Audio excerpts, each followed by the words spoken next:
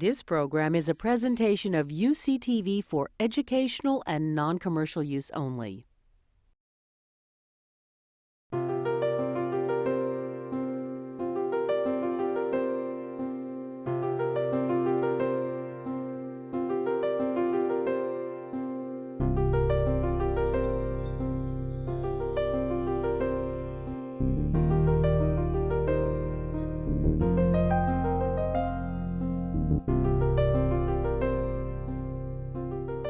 I think we've all been looking at this very messy tree that's obesity. But we transmogrify things as we look at them and change them into some kind of order in our brain. And if you look at the shadow underneath that tree, you'll see that it's rectilinear. It's astonishing. It's very highly ordered. And my point is, I think that we've heard, how many people? 15 today? All giving their rectilinear sense of what this very, very messy tree essentially represents.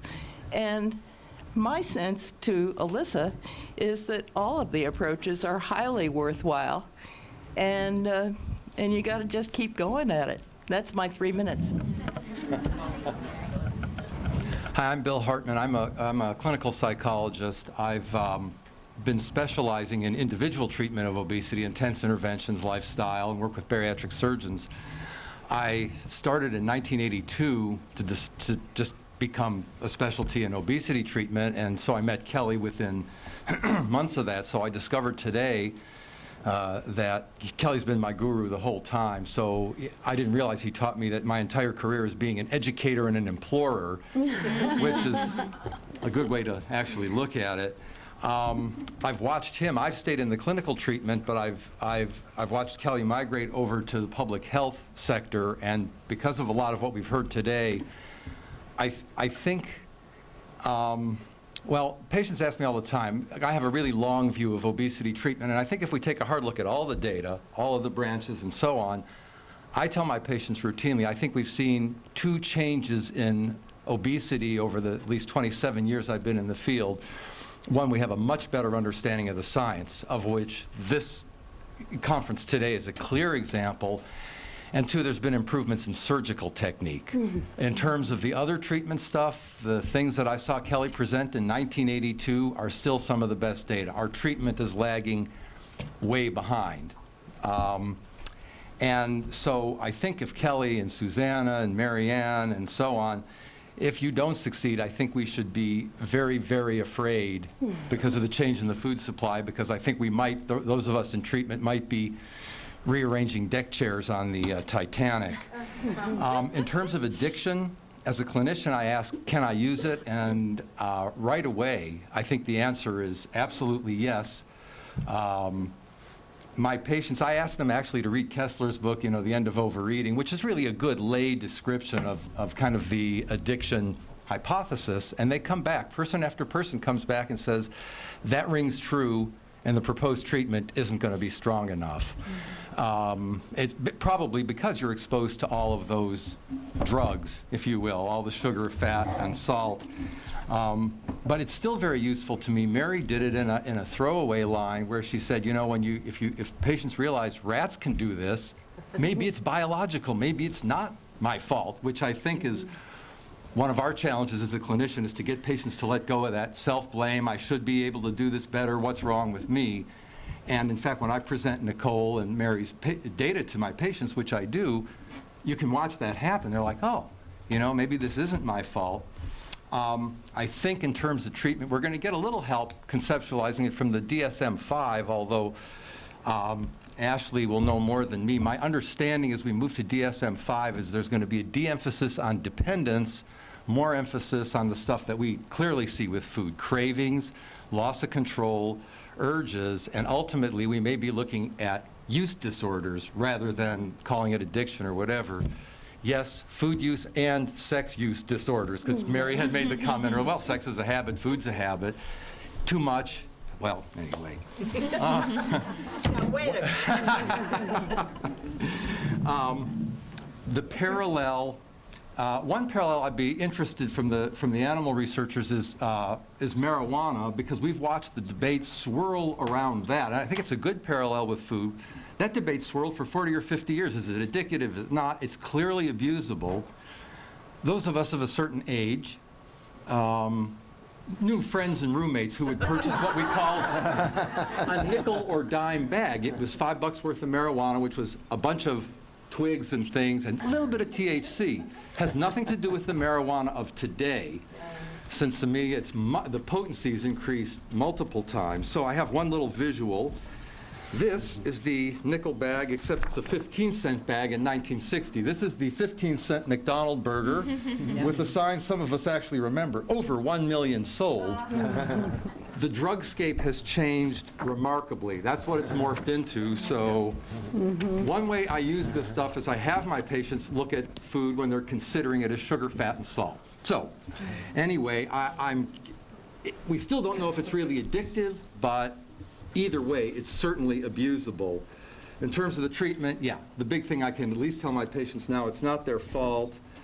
I'm really, really interested also in, since if we look at it as an addiction, relative to alcohol and tobacco treatment, we're not doing so bad. Our horrible relapse rates are no worse than their horrible relapse rates. I guess that's the good news, and I'm really excited watching Laurel's stuff and Jean's stuff, where we're going to start to bring different ways to look at this, to go after the brain chemistry. And I love that, what did you call that? The inner wisdom and outer wisdom. Go after the brain, but we're still going to have to change that environment, do mindless and mindful interventions. Yep. That's my 2 cents. Yeah. I have a special mic, so I'm My name is Barbara Laraia, and I'm a nutritional epidemiologist here at UCSF, and I work at Coast with Elissa. And my research has mostly been interested in understanding the role of household food insecurity in the United States and the food environment on diet and weight in women and children. And right now, food insecurity is on the rise, where we developed a scale, and it's the academics, the anti-hunger food advocacy organizations, and the government created a scale to try to measure household food security. So it's how worried women and men are about access to enough food, the balance of their food, if they cut back their portion sizes, if they're skipping whole meals or days of food because there's not enough money to buy enough food. And we have found that household food insecurity is associated with weight, with overweight, with obesity, with weight gain. And since this measure has been implemented in our national surveys in 1995, the percentage of households that are food insecure have hovered between 10 and 12%. And the 2008 numbers were released in November. They're always released around Thanksgiving to give us all pause and about the issue of food in America. And it was almost 15%, and the number is rising. So we're anticipating that the 2009 numbers that will be released this year are going to be even higher. So what I have found in my research is in pregnancy, women who report food insecurity, as expected, they have higher scores on depression, anxiety, perceived stress. They have lower mastery and self-esteem. And during pregnancy, they gain more weight. So they're more likely to gain more weight in comparison to their food secure counterparts. And they also are at greater risk of gestational diabetes. So we're very concerned about this. And the good thing is that, not the good thing, but we have mechanisms in the United States, such as WIC and other programs that we can really utilize. If we mobilize them correctly, we can really assist low-income households, especially during pregnancy. And this is really important now in light of this whole food environment, and also with the question of intergenerational transmission of obesity. How much are we setting up the next generation when households and women are food insecure going through pregnancy? And how much are we setting them up when we do have these food deserts and we don't have access to healthy foods? And it has to be a mindless choice, that you mindlessly reach for the blueberries, and you don't have to hunt for the blueberries and forage, driving great distances.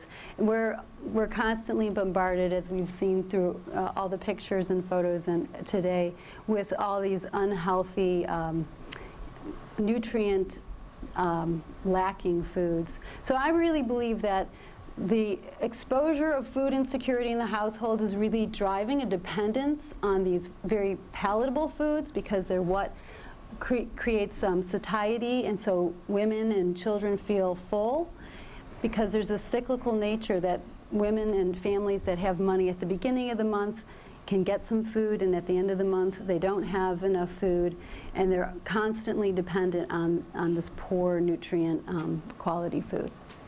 So that's my 2 cents. I'm Larry Tecott. I'm a psychiatrist, neuroscientist with a lab at Mission Bay. We use molecular genetic approaches to understand the brain serotonin system and how it impacts feeding and affect. And one of the things that has struck me in the course of my work and has been illustrated really nicely here is the multidisciplinary nature of the obesity problem. Each level is incredibly interesting and incredibly complex, starting with the societal level down to the level of individuals, their psychology, and then their brains. And then beyond their brains, the circuits within their brains, and then the intracellular pathways within their neurons. And we've touched on almost all of those aspects here.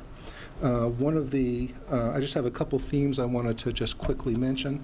One is the distinction between environmental and genetic factors in obesity. The obesity epidemic is clearly not due to changes in genetic factors, which have not been keeping pace with the changes in the incidence of obesity.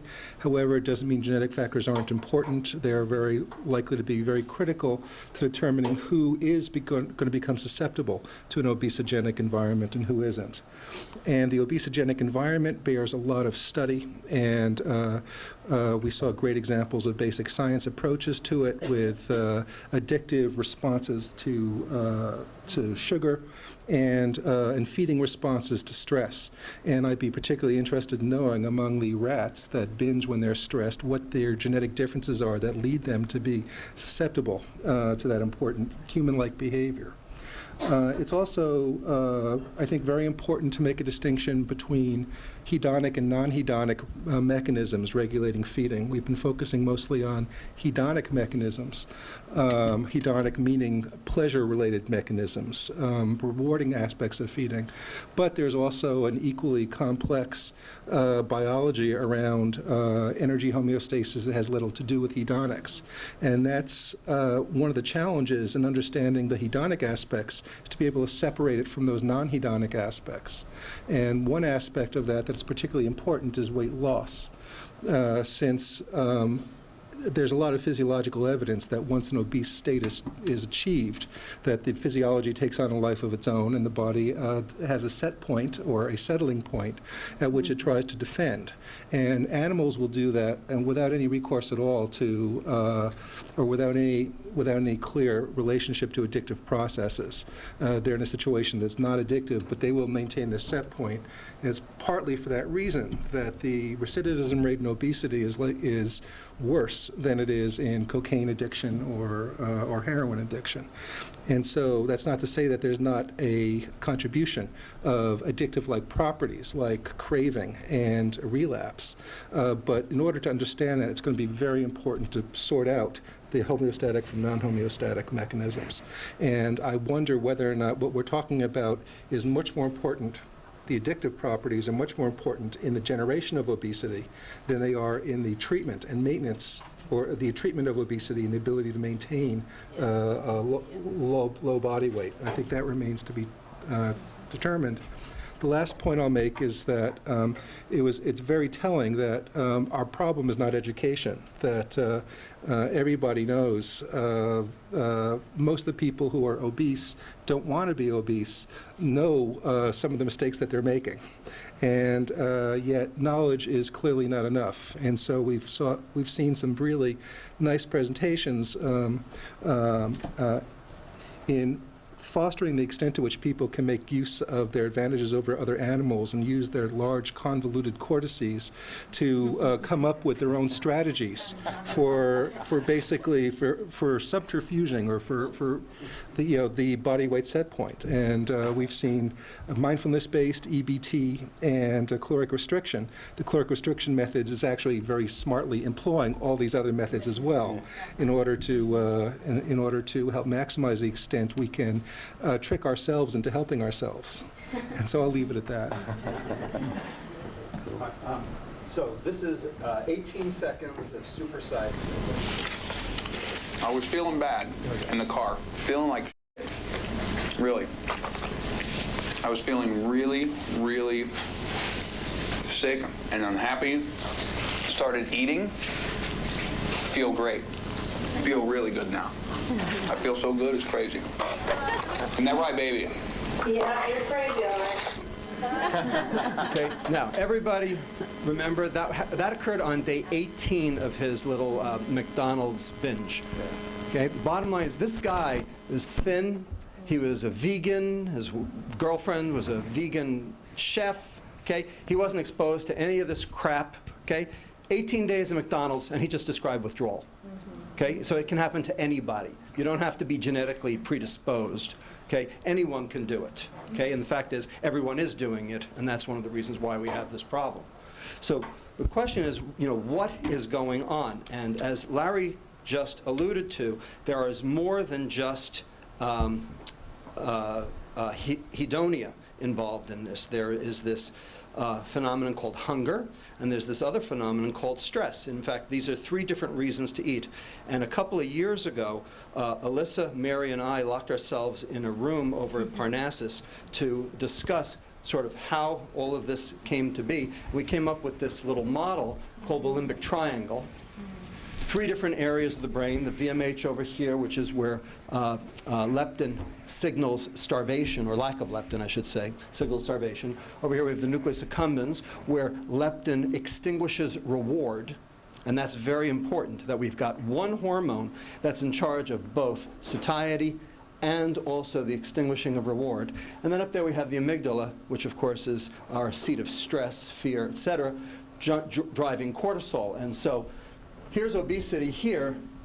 Leptin is supposed to go up when you increase your fat cells, and leptin is supposed to feed back on this to reduce dopamine neurotransmission, thereby extinguishing reward and thereby reducing your food intake. It's supposed to work here to help you with satiety, thereby reducing food intake. But clearly it's not working, and the thing that we've added to the puzzle is that insulin blocks leptin signaling at both those areas. This is work done by Ralph de Leon.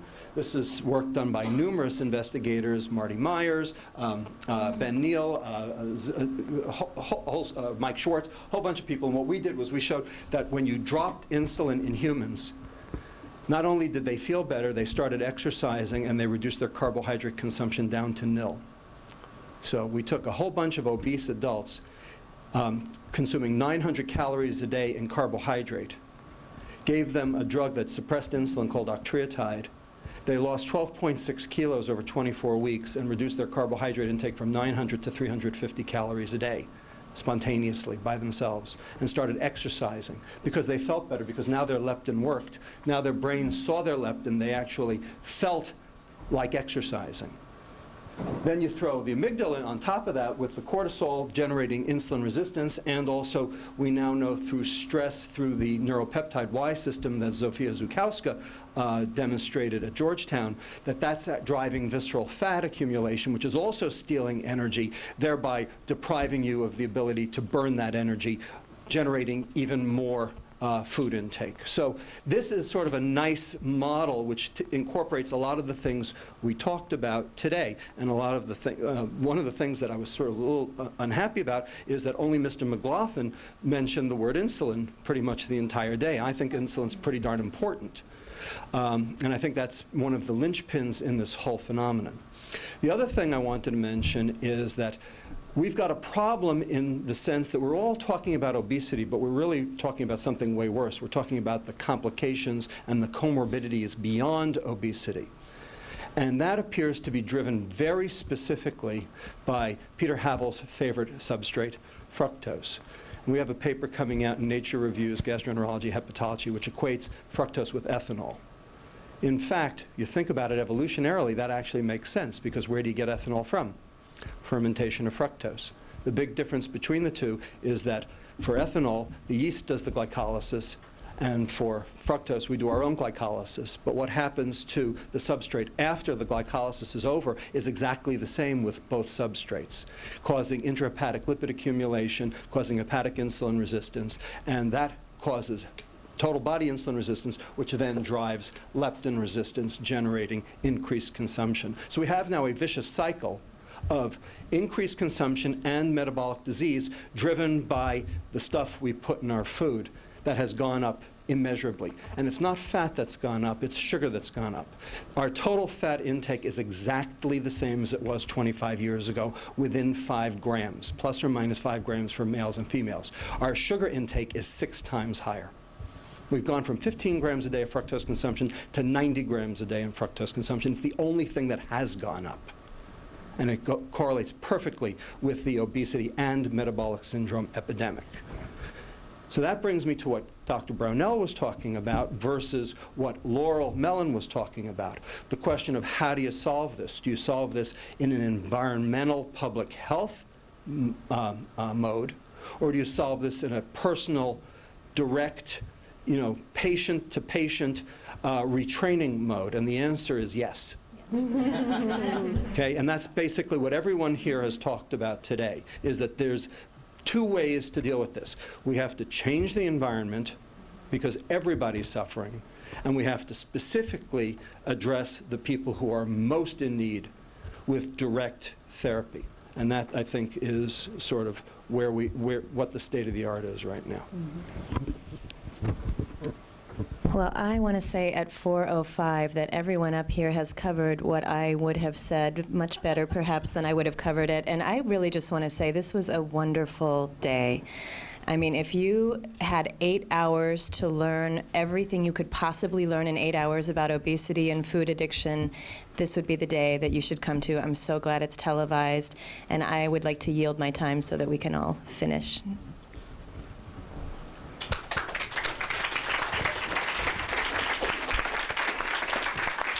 Thank you so much to all the speakers and the panel and the audience for their great input.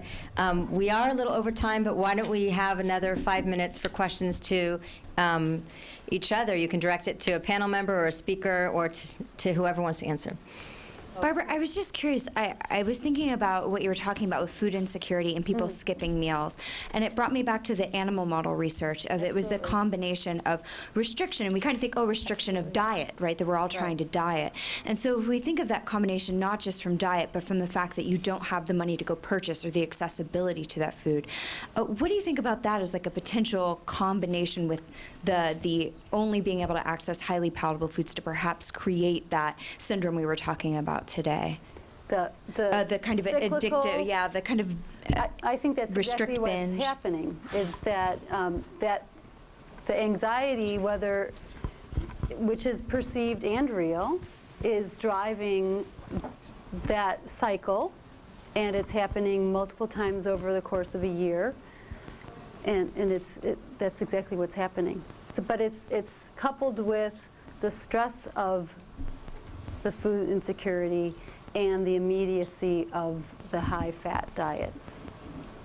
So that's exactly what's happening. Yeah. Yeah.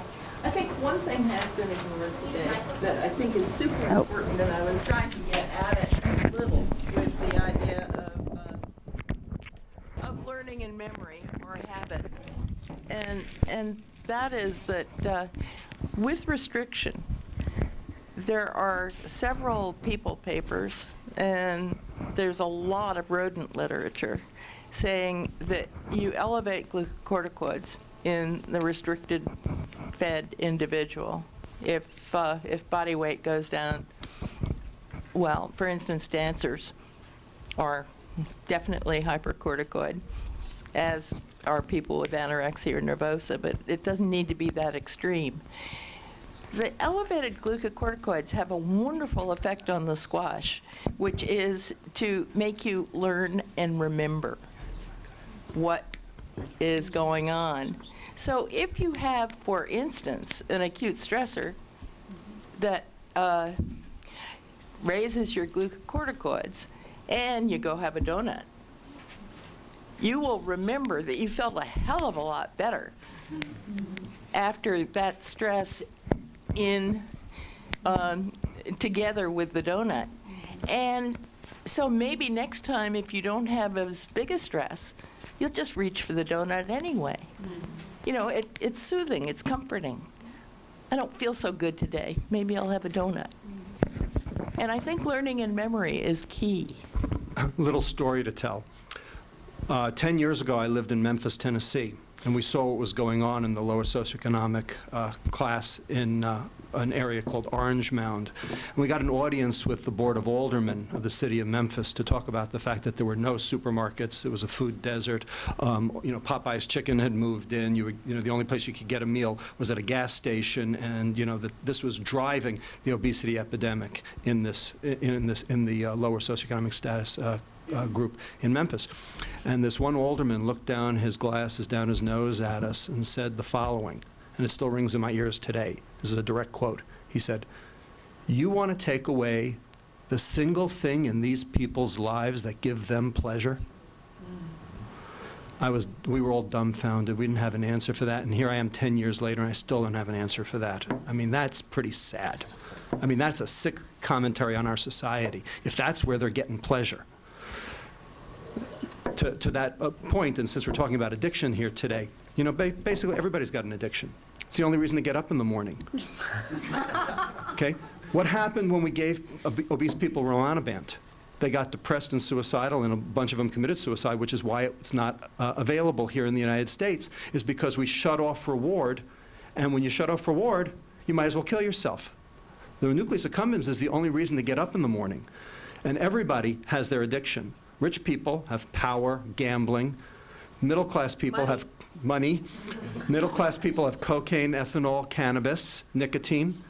And the dirt poor, all they have is sugar. So if we do something about this, will we be creating something else? As a trained psychiatrist, I'd like to let everyone know that even if reward isn't coming fast and furious for you, there may be additional reasons to live.